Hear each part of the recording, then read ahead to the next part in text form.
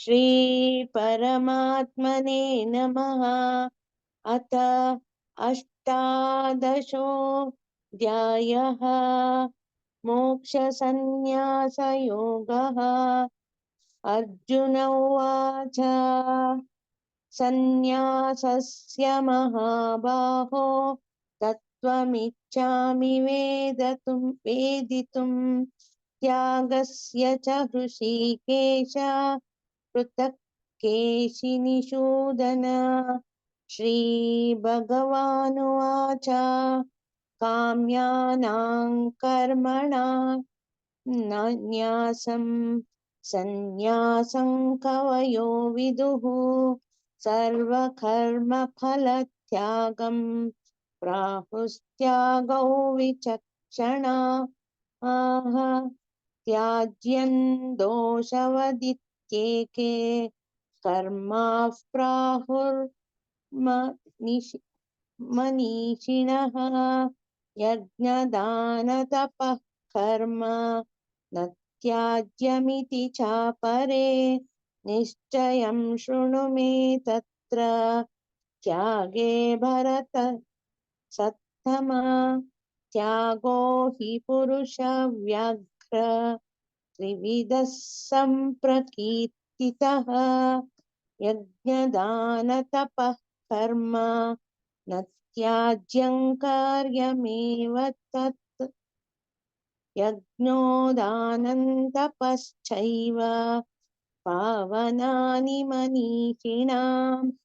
एतन्यपि तु कर्माणि सङ्गं त्यक्त्वा फलानि च कर्तव्यानीति मे पार्थ निश्चितं मतमुत्तमम्। नियतस्य तु सन्न्यासः कर्मणो नोपपद्यते मोहातस्य परित्यागः तामसः परिकीर्तितः। दुःखमित्येव यत्कर्म कायक्लेश भयात् त्याजेत् सकृत्वा राजसं त्यागं नैव त्यागफलं लभेत्। कार्यमित्येव यत्कर्म नियतं क्रियतेऽर्जुन सङ्गं त्यक्त्वा फलं चैव सत्यागः सात्विको मतः। न द्वेष्य कुशलं कर्म कुशलेनानुसज्जते त्यागी सत्त्वसमाविष्टः मेधावी छिन्न संशयः। न हि देहभृता शक्यं त्यक्तुं कर्मण्यशेषतः यस्तु कर्मफलत्यागी सत्यागित्यभिधीयते। अनिष्टमिष्टं मिश्रं च त्रिविधं कर्मणः फलं भवत्यागिनां प्रेत्य न तु सन्न्यासिनां क्वचित्। पञ्चैतानि महाबाहो कारणानि निबोध मे सांख्ये कृतान्ते प्रोक्तानि सिद्धये सर्वकर्मणाम् अधिष्ठानं तथा कर्ता करणं च पृथग्विधम् विविधाश्च पृथक् वेष्टाः दैवं चैवात्र पञ्चमम् शरीरवाग्मनोभिर्य कर्म प्रारभते नरः न्यायौ वा विपरीतं वा पञ्चैते तस्य हेतवः। तत्रैवं सति कर्तारम् आत्मानं केवलं तु यः पश्यत्यकृतबुद्धित्वा अन्न स पश्यति दुर्मतिः यस्य नाहं कृतो भावः बुद्धिर्यस्य न लिप्यते हत्वापि स इमां लोकान् हन्ति न निबध्यते ज्ञानं ज्ञेयं परिज्ञाता त्रिविधा कर्म चोदना करणं कर्म कर्तेति त्रिविधः कर्म संग्रहः ज्ञानं कर्म च कर्ता च त्रिधैव गुणभेदतः प्रोच्यते गुणसंख्याने यथावत् शृणुतान्यपि सर्वभूतेषु येनैकं भावमव्ययमीक्षते अविभक्तौ विभक्तेषु तज्ज्ञानौ विद्धि सात्विकम् पृथक्त्वेन तु यज्ञानं नानाभावान् पृथग्विधान् वेत्ति सर्वेषु भूतेषु तज्ज्ञानौ विद्धि राजसं यत्तु कृत्स्नवदेकस्मिन् कार्ये सक्तमहैतुकम्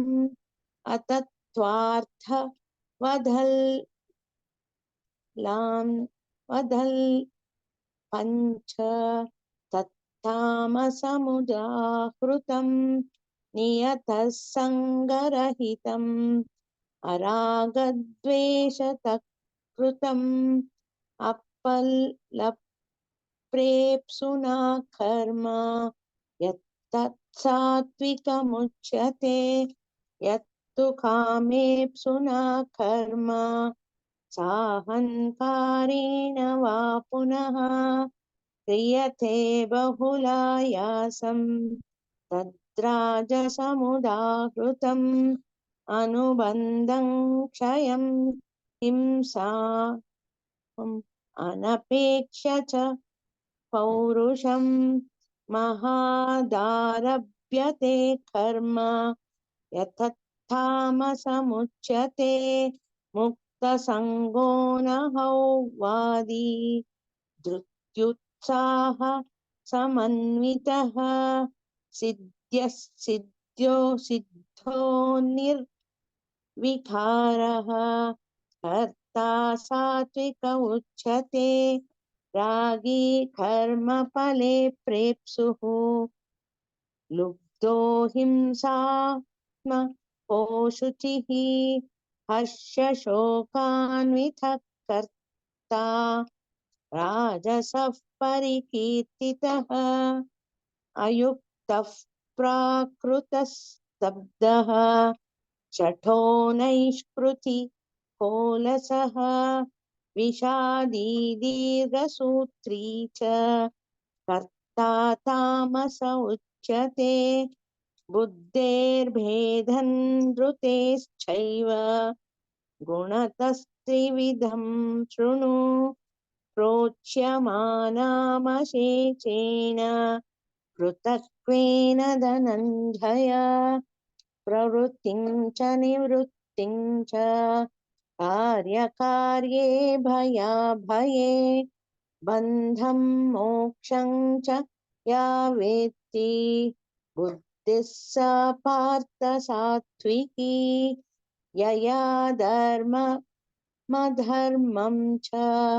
कार्यं चाकार्यमेव च अयथावत् प्रजानाति बुद्धिः सा पार्थ राजसी अधर्मं धर्ममिति या मन्यते तमसावृता सर्वथानिन् विपरीतांशं च बुद्धिः सा पार्थ तामसी धृत्या यया धारयते मनः प्राणेन्द्रिया क्रियाः योगेनाव्यभिचारिण्या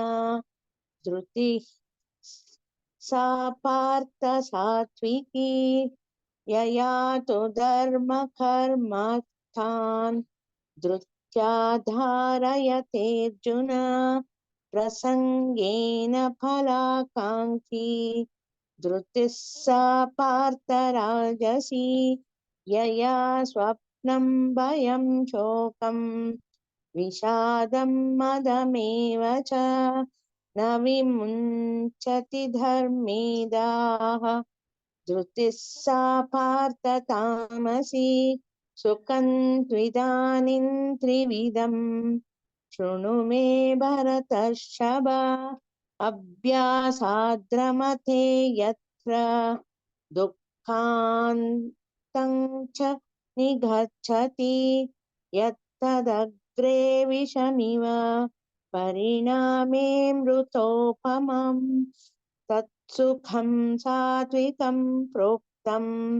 आत्मबुद्धिप्रसादजम् विषयेन्द्रिय संयोगात्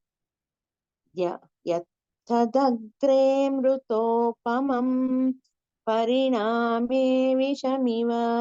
तत्सुखं राजसंस्मृतम् यदग्रे चानुबन्धे च सुखं मोहनमात्मनः निद्रालस्य प्रमादोत्थं तत्तामसमुदाहृतम् न तदस्ति पृथिव्या दिवि देवेषु वा पुनः सत्त्वं प्रकृतिजैर्मुक्तं यदेभिः स्यात् त्रिभिर्गुणैः ब्राह्मणक्षत्रियविशां शूद्राणां च परन्तप कर्माणि प्रविभक्तानि स्वभावप्रभवैर्गुणैः शमोदमस्तपश्चौचं शान्तिर्राजममेव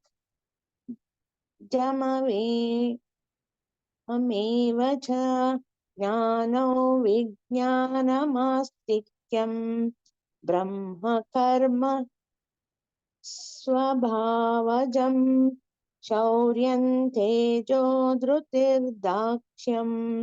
युद्धे चाप्यपलायनं दानमीश्वरं भावश्च क्षत्रां कर्म स्वभावजं कृषिगौरक्ष्य वाणिज्यं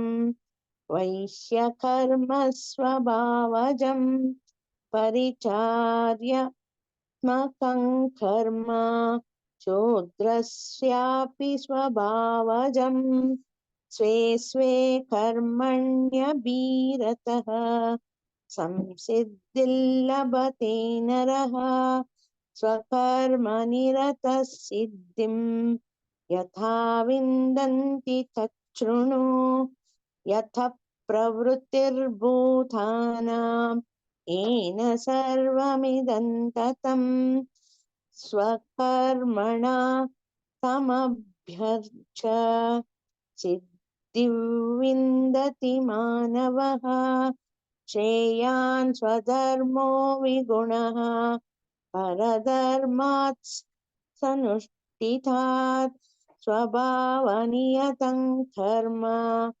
कुर्वन्नाप्नोति किल्बिषम् सहजं कर्म कौन्तेय सदोषमपि न त्यजेत् सर्वारम्भ हि दोषेण धूमेनाग्निरिवावृताः असक्तबुद्धिः सर्वत्र जितात्मा विगतस्पृहः नैष्कर्म्य सिद्धिं परमां सन्न्यासेनाधिगच्छति सिद्धिं प्रोक्ता यथा ब्रह्मा यथाप्नोति निबोध मे समासेनैव कौन्तेय निष्ठा ज्ञानस्य या परा बुद्ध्या विशुद्धया युक्तः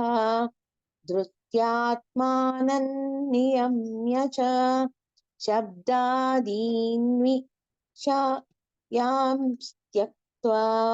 रागद्वेषौ व्युदस्य च विविक्तसेवी लघ्वाशी यथा वाक्खय मानसः ज्ञानयोगपरो नित्यं वैराग्यं समुपाश्रितः अहङ्कारं बलं दर्पं कामं क्रोधं परिग्रहं विमुच्य निर्ममं शान्तो ब्रह्मभूयाय कल्पते ब्रह्मभूतः प्रसन्नात्मा न शोचति न काङ्क्षति सर्वः सर्वेषु भूतेषु मद्भक्तिर्लभते परम् भक्त्या मामभिजानाति यावान्याश्चास्मि तत्त्वतः ततो मां तत्त्वतो ज्ञात्वा विशते तदनन्तरं सर्वकर्मण्यपि सदा कुर्वाणो मद्व्यपाश्रयः मत्प्रसाद वाप्नोति शाश्वतपदमव्ययम् चेतसा सर्वकर्माणि मयि सन्न्यस्य मत्परः बुद्धियोगो मुपाश्रित्य मच्चित्तः सततं भव मच्चित्तः सर्वदुर्गाणि मत्प्रसादात् हरिष्यसि अथ चेत्त्वामहङ्कारात् न श्रोष्यसि विनङ्क्ष्यसि यदहङ्कारमाश्रित्य न योत्स्यायिति मन्यसे मिथ्येष व्यवसायस्ते प्रकृतिस्त्वां नियोक्ष्यति स्वभावजेन कौन्तेय निबद्धस्वेन कर्मणा कर्तुं नेच्छसि यन्मोहात् करिष्यस्य वशोऽपि तत् ईश्वरः सर्वभूतानां हृदेशेऽर्जुन तिष्ठति भ्रामयन् सर्वभूतानि यत्र रूढानि मायया तमेव शरणं गच्छ सर्वभावेन भारत तत्प्रसादात् परां शान्ति स्थानं प्राप्स्यसि शाश्वतम् इति ते ज्ञानमाख्यातम् गुह्याद् गुह्यतरं मया विमृश्यैतदशेषेण यथेच्छसि तथा कुरु सर्वगुह्यतमं भूयः शृणु मे परमो वचः इष्टोऽसि मे दृढमिति ततो वक्ष्यामि ते हितम् मन्मना भव मद्भक्तः मद्याजिमान् नमस्कुरु मामे वैष्यसि सत्यन्ते प्रतिज्ञाने प्रियोऽसि मे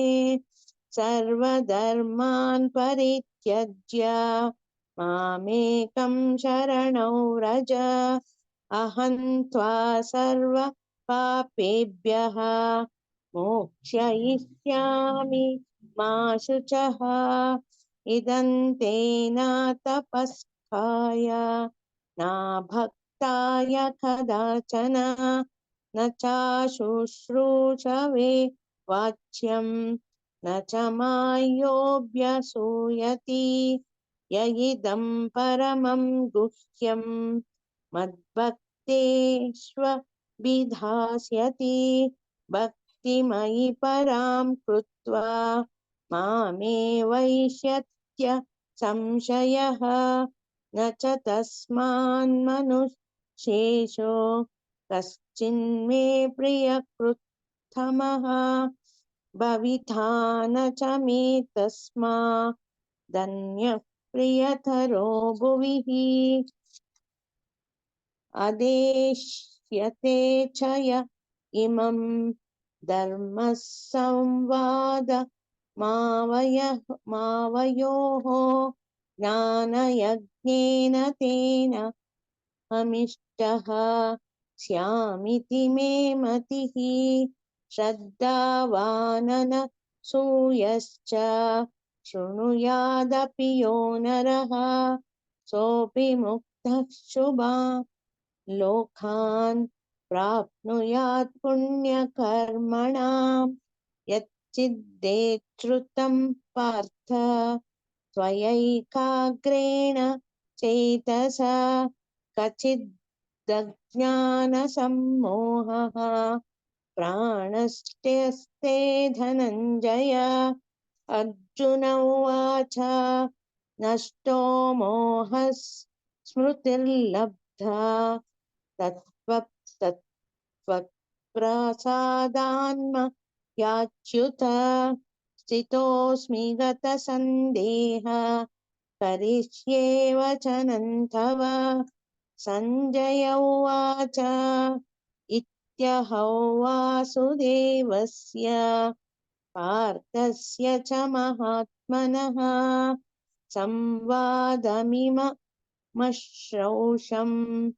अद्भुतं रोमहर्षणं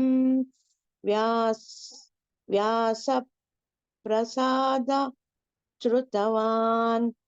एतन् गुह्यमहं परं योगैयोगेश्वरात् कृष्णात् साक्षात् कथयतः स्वयं राजन् संस्मृत्य संवादमिममद्भुतं केशवार्जुनयोः पुण्यं हृष्यामि च मुहुर्मुहुः तच्च संस्कृत्य रूपमत्यमद्भुतं हरेः विस्मयो मे महान् राजन् हृष्यामि च पुनः पुनः यत्र योगेश्वरः कृष्णः यत्र पार्थो धनुर्धरः तत्र श्रीविजयोर्भूतिः ध्रुवा नीतिर्मतिर्मम ॐ तत्सदिति श्रीमद्भगवद्गीतासु उपनिषत्सु ब्रह्मविद्यायां योगशास्त्रे श्रीकृष्णार्जुनसंवादे मोक्षसंन्यासयोगो नाम अष्टादशोऽध्यायः। सर्वं